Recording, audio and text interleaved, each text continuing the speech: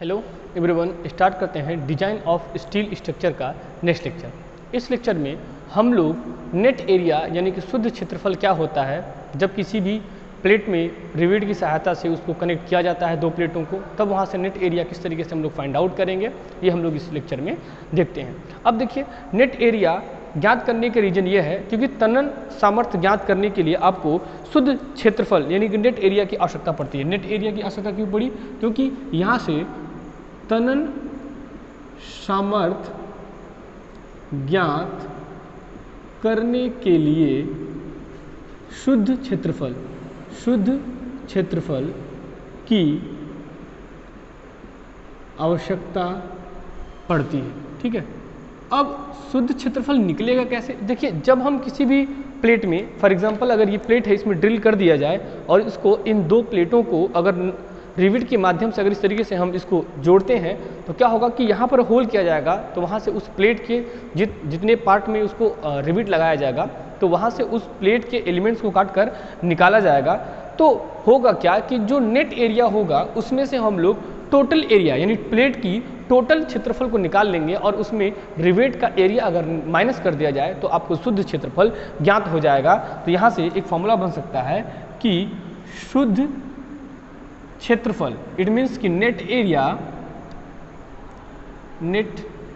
Area बराबर total क्षेत्रफल यानी प्लेट का क्षेत्रफल लिख सकते हैं, प्लेट का क्षेत्रफल माइनस रिवेट छिद्र का क्षेत्रफल, रिवेट छिद्र का क्षेत्रफल। क्लियर है? It means net area are equal to total area of the plate minus rivet का एरिया, रिवेट के छिद्र का एरिया यानी जितने पार्ट में रिवेट लगाया जाता है।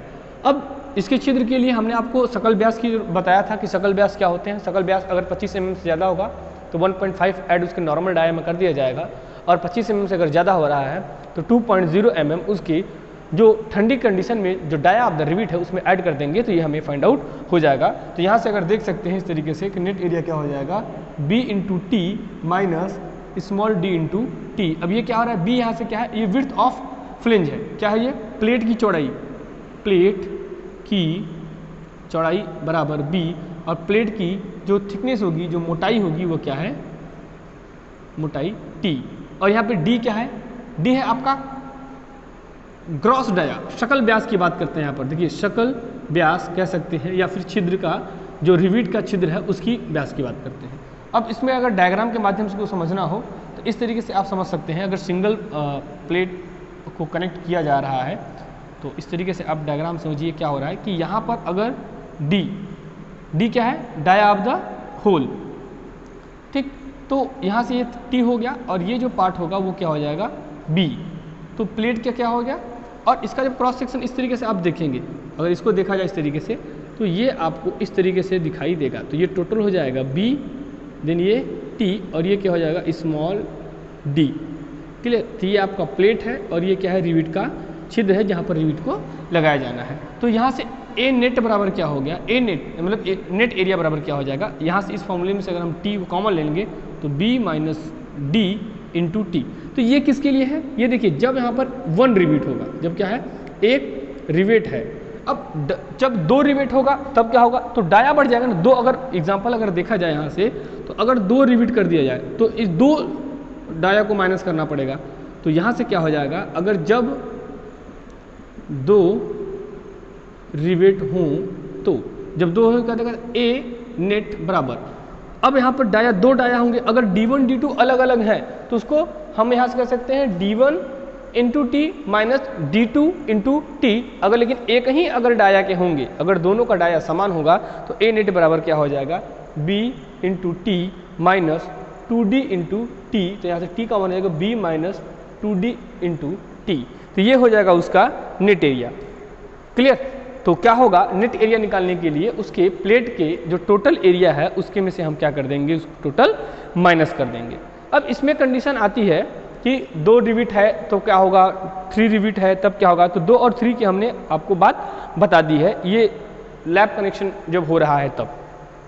ठीक है, तो अगर देखा जाए तो एक जनरल फॉर्मूला बन जाता है कि A नेट बराबर, एरिया ऑफ नेट बराबर B minus N D into T, और n क्या है, numbers of hole, numbers of hole. Clear है। अब यहाँ पे बात करते हैं, अगर देखिए जो रिविट लगाने के प्रोसेस होते हैं वो दो तरीके से होते हैं। कौन कौन सा होता है? फर्स्ट होता है चैनिंग प्रोसेस और दूसरा होता है जिगजैग। तो जिगजैग की कंडीशन में एरिया का कॉन्सेप्ट के वहाँ से क्या हो जाएगा, जो स्ट्रेंथ निकालेंगे तो वहाँ से उसको चेंज करना पड़ेगा। ठीक है, तो हम जब रिविट में जिगजैग के लिए करते हैं, पहले हम चैन के लिए देख लेते हैं, दोनों कंडीशन देखा जाएगा। रिविटिंग जब हम करेंगे तो पहला चैनिंग प्रोसेस अगर हो रहा है कि net area for chain riveting, यहाँ से देखते हैं net area for chain riveting, कि जब क्या हो रहा है कि चैन रिविटिंग के लिए शुद्ध क्षेत्रफल कितना होगा, तो उसका हमने अभी आपको एक फॉर्मूला बताया है कि ए नेट बराबर D minus N D into T, ये आप याद रखिएगा, ये फॉर्मूला है। ठीक, अगर 3 आ जाए तो 3D हो जाएगा, अगर डाया अलग अलग हो तो यहाँ पर D1T, D2T और D3T होगा। तो ये बात तो हो गई इसकी। लेकिन अब जिगजैग की बात करते हैं कि net area of zigzag riveting. तो जब जिगजैग का प्रोसेस होगा, अब जिगजैग में होता क्या है, देखिए चैनिंग में जो चैन प्रोसेस है उसमें तो मान लीजिए अगर ये ओवरलैप इस तरीके से हो रहा है तो इस तरीके से एक दूसरे के सामने रहेंगे। ठीक है, लेकिन जिगजैग में क्या होता है, प्रोसेस चेंज हो जाएगा। तो जिगजैग में पिच और गेज की बात की डिस्कशन करना होता है। जिगजैग में रिविटिंग कैसे होती है, कुछ इस तरीके से रिविटिंग, अगर रिविटिंग बिछाए जाएंगे तो ये आमने सामने कभी नहीं होंगे, ये जिगजैग फॉर्म में इस तरीके से होंगे। आप देख सकते हैं इस प्रकार में अगर चैन रिविटिंग भी किया जाता है। ठीक, तो ये पॉइंट आपको क्लियर होगा कि इस रिविटिंग के तहत विभिन्न खंडों के लिए शुद्ध क्षेत्रफल ज्ञात किया जाता है। तो यहाँ से पिच की दूरी कितनी होगी, यहाँ पर पी भी निकालना पड़ता है, जी भी निकालना पड़ता है। तो अभी हम आपको पूरा ये चीज़ बताएंगे कि जब जिगजैग का प्रोसेस होगा तो एरिया कैसे फाइंड आउट करते हैं। तो चैन रिविटिंग और जिगजैग रिविटिंग के लिए अलग अलग प्रोसेस से हम लोग एरिया को फाइंड आउट करते हैं। अब अलग अलग खंड हैं, जैसे हमने आपको बताया था कोड़ी खंड में कि एक खंड पे अगर गसेट प्लेट के माध्यम से जोड़ा जाए तब क्या होगा, सरल कोड़ी है तब क्या होगा। तो कोड़ी खंड के लिए शुद्ध क्षेत्रफल कैसे निकालते हैं, इस चीज़ की हम लोग बात करते हैं। तो पहले बात कर लेते हैं कि कितने प्रकार के कोड़ीय खंड होंगे जिनके लिए नेट एरिया अलग अलग निकाले जाते हैं। आप इसको देखिए यहाँ से। तो पहले बात करते हैं net area for angle section. Topic है आपका कोड़ी खंडों के लिए शुद्ध क्षेत्रफल। कोड़ी खंडों के लिए शुद्ध क्षेत्रफल। अब वो कौन कौन से कोड़ी खंड हैं, ये हम लोग पॉइंट वाइज पॉइंट पढ़ेंगे कि एकल होगा तब क्या होगा, डबल होगा क्या होगा, अगर एकल और डबल के साथ अगर गसेट प्लेट जोड़ा जा रहा है तब क्या होगा, देन टैकिंग रिविट, जो हमने आपको बताया कि टैकिंग रिविट होता क्या है वो होगा, तब उसका नेट एरिया क्या होगा। ये पॉइंट वाइज पॉइंट हम लोग अलग अलग कोणी सेक्शनों के लिए देखते हैं। तो पहले की बात करते हैं कि एकल कोड़ी खंड में गसेट प्लेट के साथ फर्स्ट। अब देखिए हमने आपको बताया कि जो भी कोड़ी खंड अगर जोड़े जाएंगे तो वो एक खंड दूसरे खंड से डायरेक्ट नहीं जोड़ा जाता है, उसके लिए हमें गसेट प्लेट की आवश्यकता पड़ती है। इस गसेट प्लेट की सहायता से एक अवयव को दूसरे अवयव से हम लोग गसेट प्लेट की सहायता से ही जोड़ते हैं, एक अवयव को दूसरे अवयव से डायरेक्ट कॉन्टेक्ट में नहीं जोड़ा जाएगा। तो फर्स्ट पॉइंट, जब कोड़ी खंड की बात करते हैं, कोड़ी खंडों के लिए शुद्ध क्षेत्रफल कैसे निकालेंगे, तो इसमें कई प्रकार के होते हैं। तो इसके फर्स्ट प्रकार के पढ़ते हैं कि एकल कोड़ी खंड गसेट प्लेट के साथ। लिखते हैं एकल कोड़ी खंड गसेट प्लेट के साथ, कि अगर इस प्रकार की कंडीशन है, ये देखिए इसका एक ही टॉपिक है। ठीक है, कोड़ी खंडों के शुद्ध क्षेत्रफल कैसे निकालेंगे, इसमें कई प्रकार के हैं। सरल कोड़ी खंड, नेक्स्ट डबल कोड़ी खंड गसेट प्लेट के साथ, डबल कोड़ी खंड गसेट प्लेट के दोनों, अगर दोनों किनारों से संबंध हो तब क्या होगा, डबल कोड़ी खंड गसेट प्लेट और टैकिंग प्लेट हो तब क्या होगा। तो इसको हम लोग lecture by lecture, topic wise topic देखेंगे कि इस प्रकार की कंडीशन के आधार पर हम लोग किस तरीके से नेट एरिया फाइंड आउट करते हैं। तो फर्स्ट पॉइंट हम लोग पढ़ते हैं कि एकल कोड़ी खंड है जो गसेट प्लेट के साथ जुड़ा हुआ है। तो इसका पहले हम लोग डायग्राम देखेंगे, उसके बाद क्या निकालेंगे, नेट एरिया को कैसे निकाला जाता है ये फॉर्मूला देखेंगे। तो ये जो है ये आपका गसेट प्लेट हो गया, जिससे कोई भी एकल खंड, चाहे आप लेफ्ट में ले लीजिए चाहे राइट में ले लीजिए, इससे जुड़ा हुआ है रिविट की सहायता से। तो इस तरीके से ये हो गया एकल खंड की। ठीक, तो यहाँ पर इसे रिविट के माध्यम से जोड़ा गया है, इसे रिविट के माध्यम से जोड़ा गया है। ये जो इसकी लंबाई है वो है L1 और ये क्या है L2, और ये D से क्या है डाया ऑफ, देखिए ये जो हमने D लिखा है ये डाया ऑफ रिवेट होल है, ठीक, न कि dia of rivet. Dia of rivet को हम लोग इस तरीके से फाइ से रिप्रेजेंट करेंगे।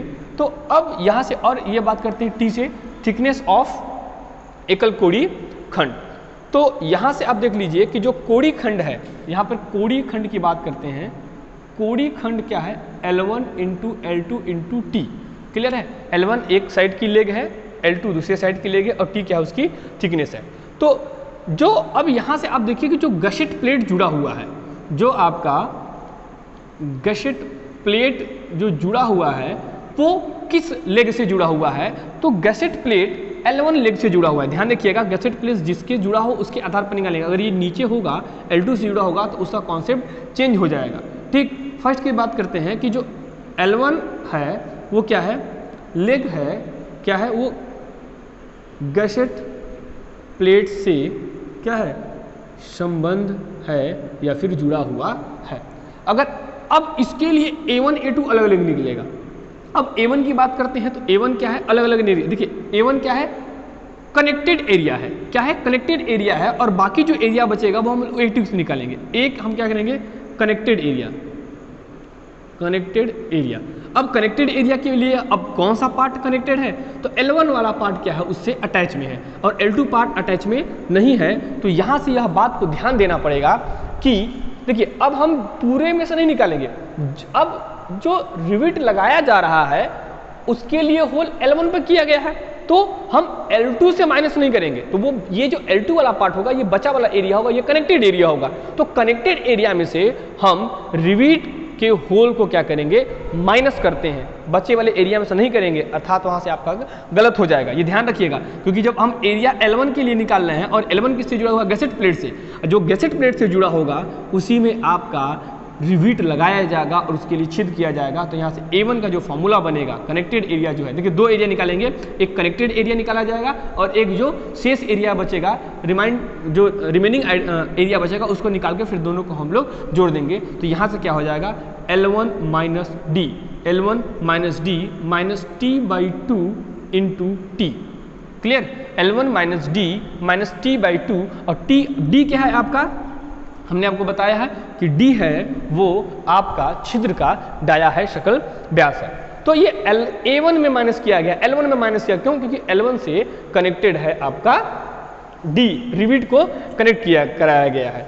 ठीक, तो यहां से आपका क्लियर होगा कि जो A1 होगा वो एरिया कनेक्टेड के लिए निकाल रहे हैं, और जो रिमाइंडिंग एरिया बचेगा उससे हम कह रहे हैं A2। अब A2 में क्या करना है, L2 से तो कोई रिविट है नहीं, ध्यान देखिए L2 में किसी भी प्रकार का रिविट का कनेक्शन है नहीं, यहाँ करेंगे L2 minus T1/2 into T, clear, L2 minus T1/2 into T। अब यहाँ से हम लोग कोफिशिएंट निकालेंगे, फैक्टर निकालेंगे कि K गुणांक क्या होगा। अब देखिए अगर गसेट प्लेट है तो K बराबर होता है, अगर टैकिंग नहीं है तो हम सिर्फ गसेट प्लेट की बात कर रहे हैं, तो K बराबर होगा 3A1 upon 3A1 plus A2, 3A1 plus A2। उसके बाद हम लोग निकालेंगे नेट एरिया, यानी कि शुद्ध क्षेत्रफल, नेट एरिया बराबर क्या हो जाएगा A1 प्लस K A2। तो ये होगा इस एकल कोड़ी खंड गसेट प्लेट के साथ अगर जुड़ा होगा तो इसका नेट एरिया इस प्रकार से हम लोग निकालेंगे। अब ध्यान रखिएगा कनेक्टेड एरिया और जो आपका रिमाइंड एरिया जो शेष एरिया बचा है उसके बाद यह गुणांक K की मान निकालने के बाद हम लोग नेट एरिया निकालेंगे A1 प्लस K A2, और K ये देखिए गसेट प्लेट के साथ है। और ध्यान रखिएगा अगर आपका टैकिंग रिविट जुड़ जाता है, अगर टैकिंग रिविट की बात करें तो भी हम आपको बताएंगे, तो K का मान 5A1 upon 5A1 plus A2 हो जाता है, बस इतना ही परिवर्तन होता है। लेकिन आपको अभी इस चीज़ को ध्यान देना है, इस चीज़ को नहीं ध्यान देना है। तो आई होप ये आपको चीज़ समझ में आई होगी। उसके बाद के जो कोड़ी खंड बचेंगे उसको हम लोग नेक्स्ट लेक्चर में डिस्कस करेंगे। तो इस लेक्चर में आप एकल कोड़ी खंड के गसेट प्लेट से कैसे नेट एरिया निकाला जाता है इससे आपको समझिए। हम फिर से एक थोड़ा सा रिवीजन करा दे रहे हैं कि जो A1 होगा वो कनेक्टेड एरिया निकाला जा रहा है और इसी कनेक्टेड एरिया में रिविट का प्रयोग किया गया है, न कि जो शेष बचाव एरिया है। इसी वजह से इसके में से हम डी का प्रयोग माइनस करते हैं और इसके में जो बचा हुआ है उसमें नहीं करते हैं। ये प्रोसेस हम सब में करेंगे, चाहे वो कोई भी एंगल हो जिससे अटैच होगा उसी में से हम होल को क्या करेंगे, रिवेट के होल को माइनस करेंगे, दूसरे में से नहीं करेंगे। अगर दूसरे में से करेंगे तो वहाँ से उसके नेट एरिया में कमी आ जाएगी, क्योंकि आप देख सकते हैं कि यहाँ पर किसी भी प्रकार का कनेक्शन नहीं किया गया। अगर यहाँ पे भी कनेक्शन अगर कर देता तब हम वहाँ पे भी उसमें डी का कॉन्सेप्ट माइनस करते हैं। Okay, thank you.